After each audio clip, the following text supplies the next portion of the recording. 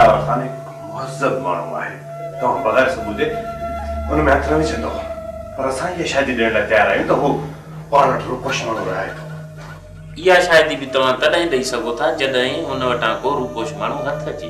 उहो बि तॾहिं हथ ईंदा जॾहिं तव्हां दिलावर खान जे ॻोठ मथां छापो हणंदव ऐं घर घर जी तलाशी वठंदव। हथ न अचण जी सूरत में ख़बर अथई दिलावर खान कहिड़ो क़दम खणी सघे थो। छा तव्हां दिलावर खान खां लड़ायो पिया? न कमाल खान न, मां लड़ाइण जी ॻाल्हि न पियो कयां, मां कानून जे उसूल जी ॻाल्हि पियो कयां। मां तव्हांजी दुश्मनी जे करे दिलावर खान मथां कॾहिं बि क़दम न खणंदुसि।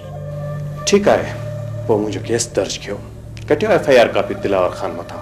दिलावर खान पाण वटि रूपोश माण्हू रहे थो ऐं उन्हनि खे असलो वग़ैरह फ़राहम करे थो। पर उन सां गॾु हुन असांखे क़त्ल करण लाइ उन्हनि माण्हुनि खे कई चकर असां मथां इस्तेमालु करे चुको आहे। उन्हनि जे हमलनि खां असां त बची वियासीं, पर असांजा काफ़ी माण्हू मारिजी विया आहिनि। जिन माण्हुनि खे दिलावर खान इस्तेमालु करे थो उन्हनि में रुस्तम, खानो, आचर शामिल आहे ऐं इन्हनि माण्हुनि जे हथां मुंहिंजे भाउ अकमल खान खे अगवा करायो अथऊं, जंहिं अगवा जी क़ीमत ऐं मुंहिंजे भाउ जी आज़ादीअ लाइ दिलावर खान 10 लखनि जी घुर कई आहे। पैसा न ॾियण या पुलिस में कंप्लेन करण जी सूरत में मुंहिंजे भाउ खे मारियो वेंदो।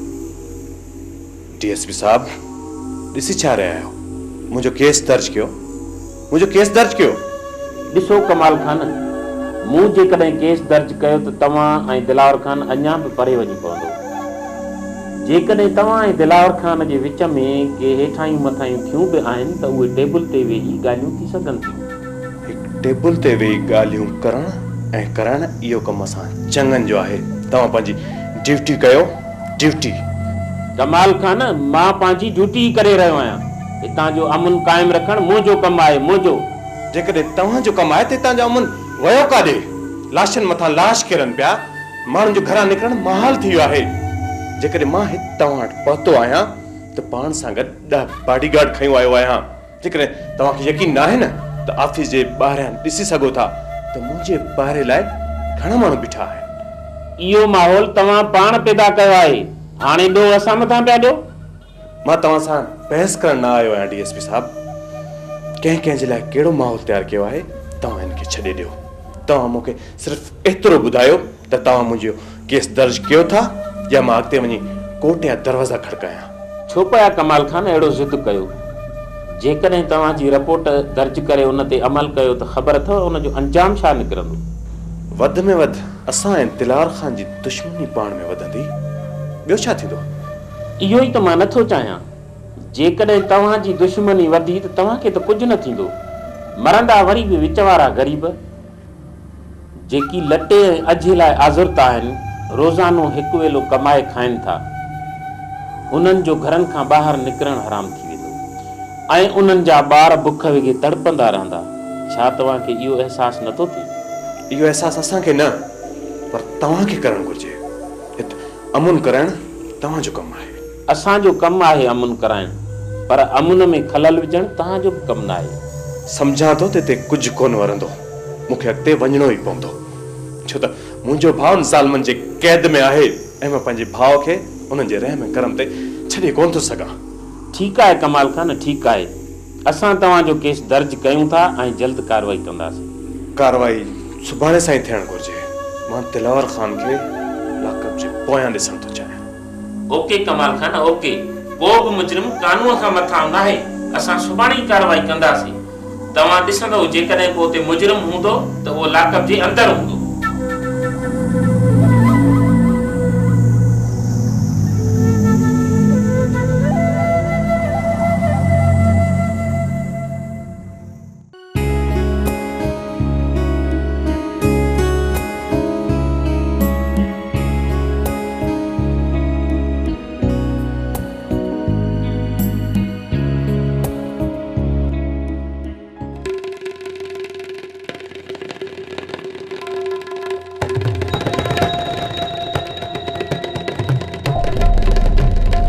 जवाब दे खबर किथां तकड़ा माण्हू हलंदा पिया जो खरदा आहे।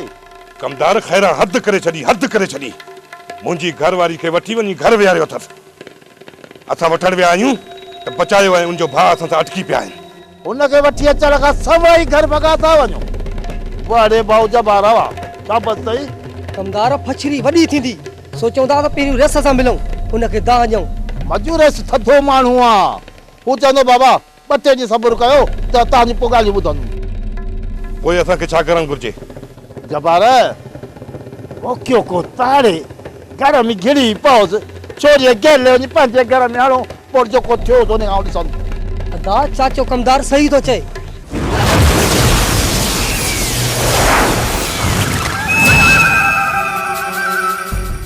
रईस नाराज़ थिए त उनखे तूं सम्झाइजां, बाक़ी इहो कमु असां पाण करे वठंदासीं।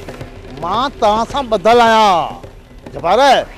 हिन महिल परू खान ते चॿी चढ़ियल आहे। जेसीं हिन कुट को न ईंदो न तेसीं लेवल में न ईंदो लेवल में। हींअर बि हुननि सां सुठो हशर कयो आहे चाचा कमदार। इहो परू वाला कुझु बि कोन्हे को। तव्हां हुनखे इहे ई कुटियो जे पुट पताल ते कुटबो आहे तॾहिं वञी सवंत में ईंदो। अछी ॾाढ़ी सां तॾहिं मुड़िया था वञूं। कहिड़ो पंहिंजो कारो मुंहुं कयूं? जॾहिं परूअ खे हया शर्म ई कोन्हे को छोकिरी वठी वञी घर विहारी त सां त पोइ तव्हां हुन इज़त लाइ छो पिया सोचो? आहे त पादरनि जे लाइक़ु, पर इन्हीअ करे वॾो आहे तॾहिं त वते थो। तूं खणी जबार हथ न विझीसि। हा मंजूअ खे मोकल ॾे न। हा त थोरो लेवल में करे छॾेसि। कमदार परियल खे लेवल में आणण खां पहिरियों बचाए उनजे भाउ खे लेवल में आणणो आहे। उन्हनि खे ॾिसी वठंदासीं। पहिरियां सोनी खे घर वठी अचूं। जबार को मोकियो ताड़े छोरीअ गेले वञी पंहिंजे घर में हणो पोइ जेको कुझु थियो आऊं ॾिसंदुसि आऊं। हा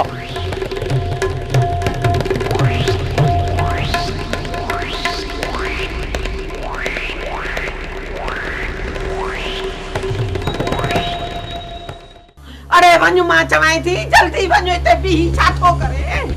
वञ वञी रही सके चओ चएसि दाह ॾेसि ॿुधाएसि त घर वेठे अचे ने बंदूकड़ीअ जे ज़ोर ते असांखे कुटे दबूरो बणाए विया आहिनि। अड़े खैरा जे सिर ॾे खैर हुजे।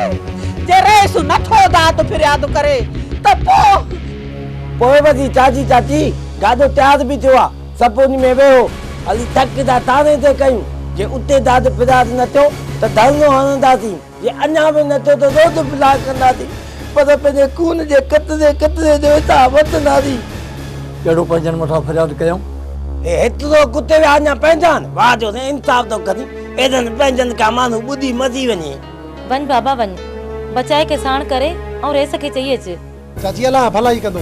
जेकॾहिं रईस दाद फिराद न कयो त हुननि खां हक़ हिसाब मां पाण वठंदुसि। न बाबा न विढ़ण जी का बि ज़रूरत कान्हे का। मां पाण वञा थो रेस वटि। पोइ हद न टाइम छो थो ज़ाया करी? कदम वधाए अॻिते हल। चंद ते पहुतो इंसान महिनत जो आहे फल। चाची तूं पते थी या तूं हल। ओ हेॾे ॻाल्हि ॿुधो। जेसीं ताईं रेस सां न मिलो हाल अहवाल पूरो न कयोसि तेसीं ताईं न मोटिजो। अम्मा एतिरी मारा मारी खां सुठो आहे मूंखे छॾे ॾियो। मां ॼाणिया मुंहिंजो नसीब। अदी जेकॾहिं नसीब ते हलंदी आहे त पादरनि खां सवाइ ॿियो कुझु बि कोन मिलंदई। पर जेका असां तुंहिंजे लाइ छिकताण कई आहे न इन खां पोइ वेंदी त घर में ॾाढी इज़त थींदई। खैरा जे सिर ॾे खैर हुजे। जेसीं ताईं इन्हनि मिरुनि जो दिमाग़ ठिकाणे न ईंदो तेसीं ताईं तोखे नाहे वञणो। ख़बर पए न जॾहिं मानी बि पाण पचाए खाए न को थां लटो बि पाण धोए न त पोइ सॼी ख़बर पवंदनि त केतिरे बि सौ आहे। खैरा जे सिर ॾे खैर हुजे। तूं कान धड़की नाहे जो तोसां इहा हालत कनि। तोखे बंदि करे घर में कैदियाणी करे वेहारनि। न भेण सां मिलण ॾियनि न भाउ सां मिलण ॾियनि। ॼण को तूं खून बदे जे एवज़ में आई आहे। चाची अलाह भलाई कंदो। जेकॾहिं रईस दाद फिराद न कयो त हुननि खां हक़ हिसाब मां पाण वठंदुसि ऐं ॿुधाईंदोसानि त घणे वीह सौ आहे।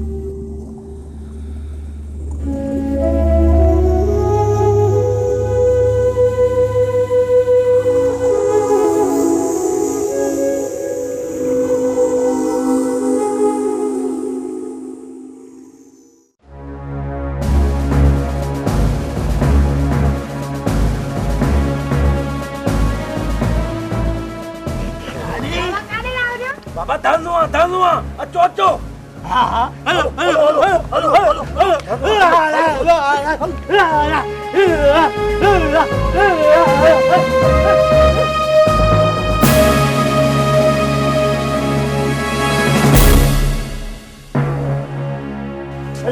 बाबा खैर से है गाल गाटे को चढ़ लेगा हाँ अब रोक रोक के ना को रोक रोक वो धरते चढ़िए को हाँ ओ बाबा चरियो तो के छा कनो बाबा हे इना दा इलाज में कन हे हाजिर बाबा तरस चरिया तरस तो खर्ची देवा ओ मोलू तू छॾे इन्हनि खे अॻ में असां खां हाल अहवाल वठो बाबा हिकिड़ी ॻाल्हि ॿुध तू तरस गाल गाटे चढ़े पहले विना कणो जान छुड़ाया उधर ते तेन ॻाल्हिंदा अचे चरिया हाँ अगो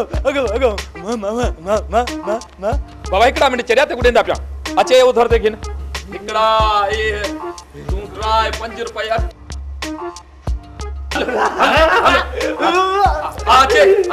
अचे तू खर्ची गिन अचे तू गिन हेलो हणो धरते हेलो केना बेड़े ना हेलो बाबा दे उत खबर तुसा ये रेल लगी आंदे वे तुसा ने खैर ते हो धरते कबदार रेस दा मिलणो आ रेस बाबा बांधा कोनी रेस दी डीएसपी दी मीटिंग पे हल्दी है वो धरते अरे नी मीटिंग दी के छद पाजो असां जी देश दा मीटिंग दी फिट करा वाह मुड़ सही जंडरी ते लथल इना पुछोनी तेरी मीटिंग फिक्स कराया उधर दी हां अब गाल तो बुध या मीटिंग केडी माला ताई हालंदी बाबा गाल बुध गाल गाटे चढ़ले रेस मिले हथी कई तुसा रात आया भाई वाह रे बाबा कमाल तो कदी एदी मुठ दा मदन कुंदु कंदा था वतन वदी न के के मिला थी ता तो एक बे के बंदी भी दंदा थी बाबा जिसते सब्र करो जिसते रेस न मुलाकात न थी ववे मुलाकात वरी थादी को देश के दिया जा मुलाकात करूं सफा को अण पजले बाबा जिसते तू सारी रेस न मुलाकात नहीं थी जिसते तुसा सब्र करो गाल गाटे चढ़ले वो धरते अरे तब तो पानो जदा समझान था वरी जे कने तो के गाल गाते ते चढ़ी वया न त असां जे के त मथे ते चढ़ी वया मां वडो खूनी मानू हाने जे कने बिया ते के जे सामो आया थी न त खून थींदा खून यार मोलू तू छॾे हिन जी ॻाल्हियुनि खे चाचा मैं ते को हिकड़ा दफा गाल बुधाई न रेस दी ऐं डीएसपी दी मीटिंग पे हल्दी तुसा को आखियो न रात आया भई अला मोलू जब्बार मजूआर ने हद का वधिक नाइंसाफी कई आहे तो बाबा ने रेस दा मिलण तमाम जरूरी आहे चाचा मैं ते को हिकड़ा दफा गाल बुधाई न रेस दी ऐं डीएसपी दी मीटिंग पे हल्दी तुसा को आखियो न रात आया भई बाबा सुकून रेस को गाल बुधाए वे जे तू सारा मसला हल थी वे ऐं गाल गाटे तू लहे ओ धरते चाचा ने हलन जी कर असल गाल गाते हिन जे चलेला मुझा वरी असां के तो हल बाबा इते कुछ भी कोन थींदो हलिया तीन जा तो अचो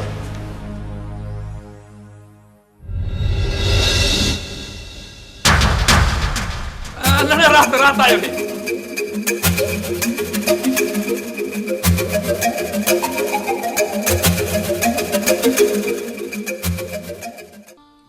ॻाल्हि इहा नाहे दिलावर खान असल मूसा खान ज़िद ते बीठल आहे छो जो तव्हां हुनखे फ़ैसिले में मोट नाहे ॾिनी इन ई जे करे निसार खान असां आहियूं मोहबती माण्हू सभिनी जो भलो चाहियूं था पर हिन जो मक़सदु इहो नाहे त को असीं कमज़ोर आहियूं ॼाणा थो मां दिलावर खान ॼाणा थो मूंखे बि इहो ई ख़ौफ़ आहे जेकॾहिं तव्हां ऐं मूसा खान में दुश्मनी थी त ॿिन्ही ॻोठनि जा मिसकीन माण्हू मरंदा अगराई मां कॾहिं बि न कंदुसि इहो मुंहिंजो अव्हां सां वाइदो आहे पर हिन वक़्तु मूसा खान वारा आपे खां ॿाहिरि आहिनि कुझु बि करण में देरि न कंदा जे कुझु बि कयूं त उन्हनि खे जवाबु ॾियण जी सह रखूं था निसार खान पर मां नथो चाहियां इन ई करे तव्हां वटि हली आयो आहियां मूसा खान जे पुट कमाल खान जेका तव्हांजे मथां एफआईआर दर्ज कराइण पई चाही उहा बि मूं हिन वक़्तु ताईं नाहे कई करे छॾियो निसार खान मूं मथां एफआईआर कटे छॾियो जे चओ त मां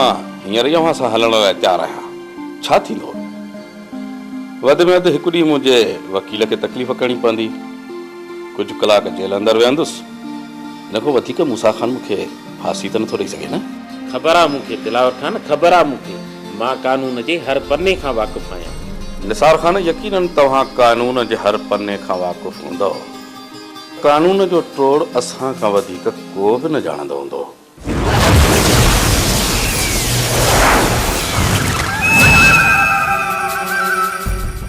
दिलावर खान जंहिं मक़सद लाइ मां हिते आयो आहियां बहितर आहे त उन ते ॻाल्हियूं थी वञनि निसार खान असां आहियूं मोहबती माण्हू दोस्त त छा तॾहिं त आयल दुश्मन खे बि जीअं में जायूं ॾियूं था ॿुधायो तव्हांजे असां कहिड़े कम अची सघूं था सभ खां पहिरियां मां तव्हांखे इहो ॿुधाईंदो हलां त मां हिते हिकु डीएसपी जी हैसियत सां न आहियां आयो बल्कि एक सच्चे इंसान जो दिल अंदर में जज्बो रखी इंसानियत जी भलाई लाइ आयो आहियां। मां नथो चाहियां त सिंध जावन जो अजायो हिते खून वहे। इहो ई त मां बि चाहियां थो, इहो ई त चाहियां थो निसार ख़ान। मां माण्हू आहियां हिकु मोहबती, चाहियां थो असांजी सिंध धरती शाह सचल ऐं सामीअ जे प्यार भरनि वाइन सां हिकु दफ़ो वरी गूंजी उथे। घर घर मां कोडो जमालो जे आवाज़ ते असांजा सिंधी सभा जड़ा झुमरियूं हणंदा, खुलियल मैदाननि में उन्हनि ओताकुनि ते मोहबत जो मच ॿारे उन जे चौगिर्द महफ़िलूं मचाए वेही रहनि। रातियुनि जूं रातियूं गुज़री वञनि, पर उन जूं प्यार मोहबत ऐं पाबोह मां थींदड़ कचहरियूं न खुटनि। दिलार खान, जेकॾहिं एॾी मोहबत हिन धरतीअ जी दिल अंदर में सांडियो थो वती त तोखे सिंध अमड़ जो कसम आहे। मूंखे सही सही ॿुधाए त मूसा खान जे पुट खे कंहिं अगवा कयो आहे?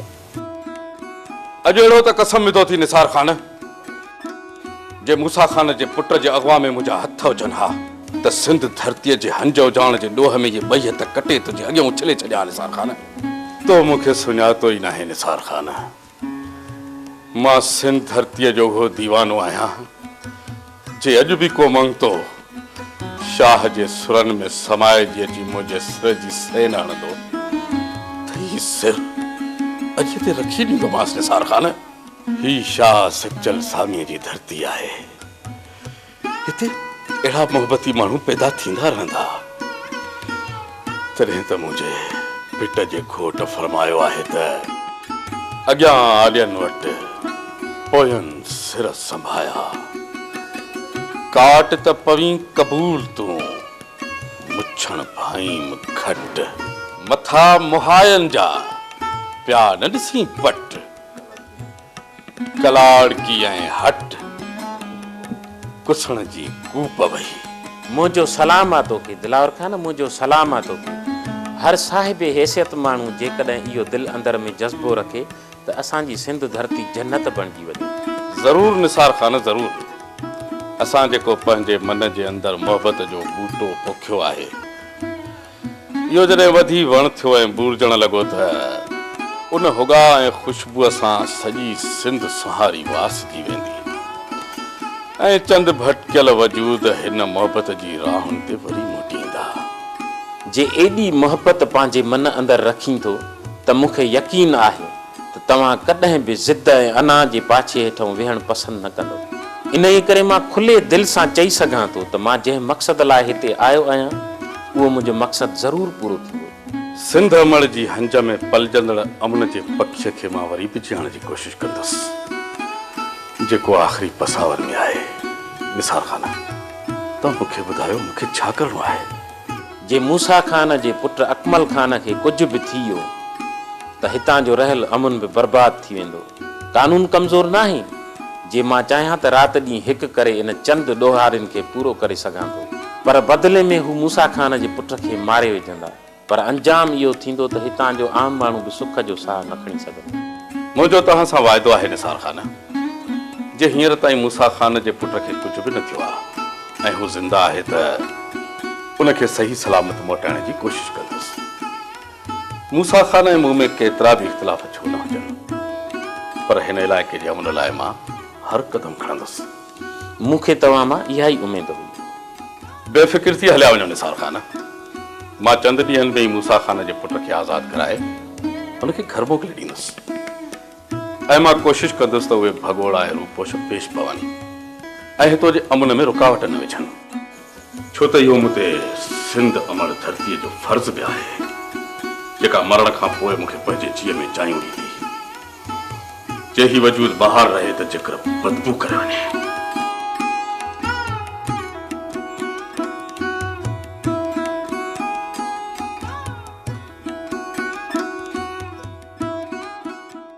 कुछ भी थी पए सुमर, कुछ भी थी पए, भली सॼो ॻोठ अची साम्हूं बीहे, पोइ बि मुंहिंजा कदम पोइते कोन हटंदा। मुंहिंजी इज़त उन्हनि वटि क़ैद हुजे ऐं मां सुकून सां वतां घुमंदो, इन खां बहितर आहे त मां मरी पवां। घट में घट मयार त मथा कान ईंदी। सबको ये चवंदो त आचर इज्जत खातर विड़ंदे विड़ंदे मरी वियो, पर कहरन जिया कुंड वसाए लिकी कोन वेठो। मञूं था आचर मञूं त इज्जतुनि मथां सिर बि क़ुर्बान कबा आहिनि, पर हींअर इहा तुंहिंजी जल्दबाज़ी बेवकूफ़ी हूंदी। आचर सुमर सही तो चए, जे पहिरियों चक्कर असां नाकाम वियासीं त ॿीहर मौक़ो न मिलंदो। लाशन जा ढेर लगाए छॾींदुसि, जेको बि साम्हूं आयो उनखे मौत जो मज़ो चखाईंदुसि। जंहिं बि मूंखे सीने जो ज़ख़्म ॾिनो आहे उनजे सीने में सिधा गुर्ज़ हणंदुसि, गुर्ज़। मूं त पंहिंजी दिलि मां राम जो लफ़्ज़ ई मिटाए छॾियो आहे। जेकॾहिं कंहिं ते राम करणो ई नाहे त पोइ वापसि खाली मोटण जो सुवाल ई पैदा नथो थिए।